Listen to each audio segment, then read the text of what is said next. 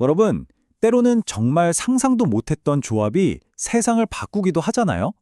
과학혁명의 시대에도 그랬습니다. 서로 너무나도 달랐던 두 천재가 만났는데요.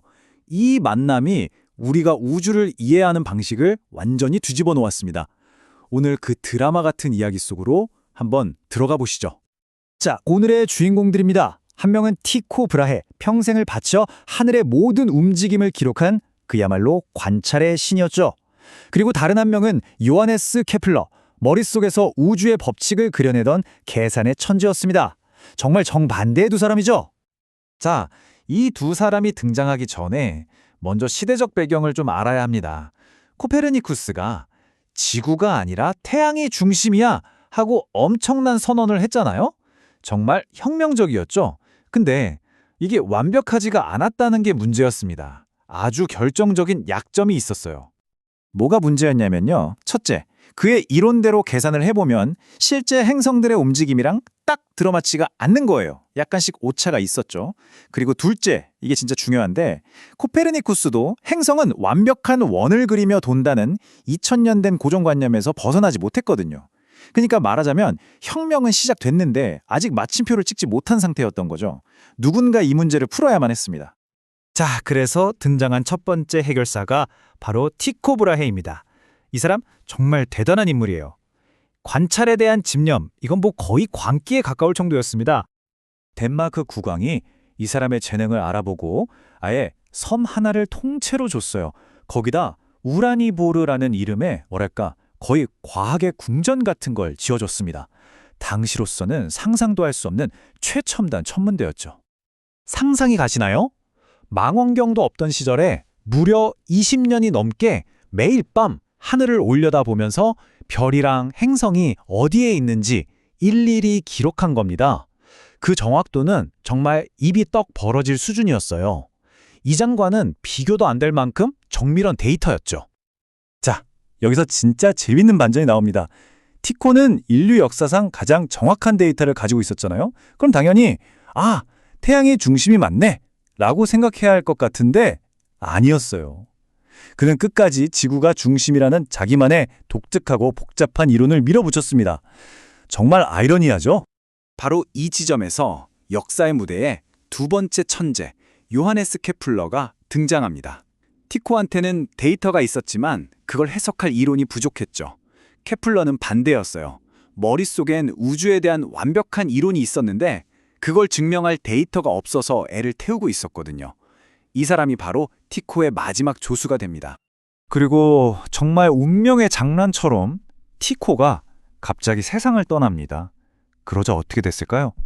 케플러가 그토록 갈망하던 티코가 20년 넘게 모은 그 어마어마한 데이터, 그 보물 창고의 열쇠를 통째로 손에 쥐게 된 겁니다. 이제 게임이 완전히 달라지는 거죠. 자, 보물지도를 손에 넣은 케플러. 그는 가장 어렵고 골치 아픈 문제부터 풀기로 결심합니다. 바로 화성의 궤도였어요. 이 화성이란 놈이 궤도가 어찌나 변덕스러운지 케플러는 이 연구를 화성과의 전쟁이라고 불렀을 정도입니다. 정말 모든 걸 걸고 덤벼들었죠. 케플러도 처음에는 당연히 모두가 그랬던 것처럼 시작했습니다. 하늘의 움직임은 신의 작품이니 완벽해야지. 그러니까 궤도는 당연히 완벽한 원일 거야. 이 2000년 된 믿음을 가지고 계상에 들어갔죠. 그런데 이상한 일이 벌어집니다. 아무리 계산해도 티코의 실제 관측 데이터랑 딱 맞아떨어지지가 않는 거예요. 아주 작은 오차가 계속해서 남았습니다. 그게 고작 팔각분. 이게 얼마나 작은 거냐면 1도를 60개로 쪼갠 것 중에 하나거든요. 정말 눈꼽만큼의 차이였죠. 하지만 이 작은 오차가 계속해서 그의 발목을 잡았습니다. 자, 여러분이라면 어땠을 것 같으세요? 이 정도 작은 오차, 그냥 계산 실수인가 보다 하고 넘어갈 수도 있잖아요. 보통 과학자라면 그랬을지도 몰라요. 하지만 케플러는 달랐습니다. 그는 스승이었던 티코의 데이터가 얼마나 정확한지 누구보다 잘 알았어요. 이건 그냥 무시할 수 있는 오차가 아니라고 직감한 거죠. 바로 그 작은 오차를 무시하지 않겠다는 과학자로서의 고집과 양심, 바로 그것이 2000년 동안 인류를 지배해온 거대한 착각을 깨부수는 정말 위대한 발견의 시작점이 됩니다. 몇 년에 걸친 정말 끔찍한 계산 끝에 케플러는 마침내 깨달음을 얻습니다. 그리고 이렇게 선언하죠. 틀렸다. 우리가 틀렸다. 행성의 궤도는 원이 아니라 약간 찌그러진 원, 바로 타원이었다. 이 한 문장이 정말 2000년의 상식을 박살내는 순간이었습니다. 진짜 혁명이었죠. 이 타원이라는 하나의 발견을 시작으로 케플러는 행성들이 우주에서 어떻게 움직이는지에 대한 3가지의 완벽한 법칙을 만들어냅니다. 우리가 학교에서 배우는 바로 그 유명한 케플러의 1, 2, 3법칙이 탄생한 거죠. 간단히 말해서 이런 거예요.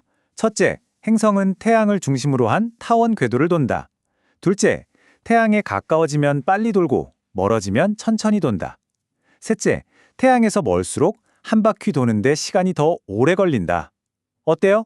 이제 우주가 그냥 막연하게 움직이는 게 아니라 정말 아름답고 정확한 수학적 규칙에 따라 움직인다는 게 명확해진 거죠. 자, 그럼 다시 처음으로 돌아가 보죠. 관찰의 천재 티코와 계산의 천재 케플러.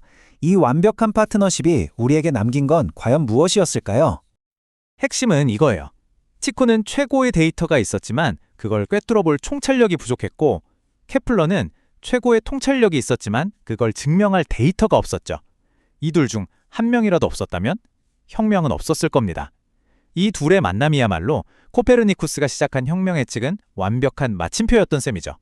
케플러의 법칙 덕분에 우리는 드디어 우주의 사용 설명서를 갖게 된 거예요. 행성들이 어떻게 움직이는지 그 원리를 완벽하게 알게 된 거죠.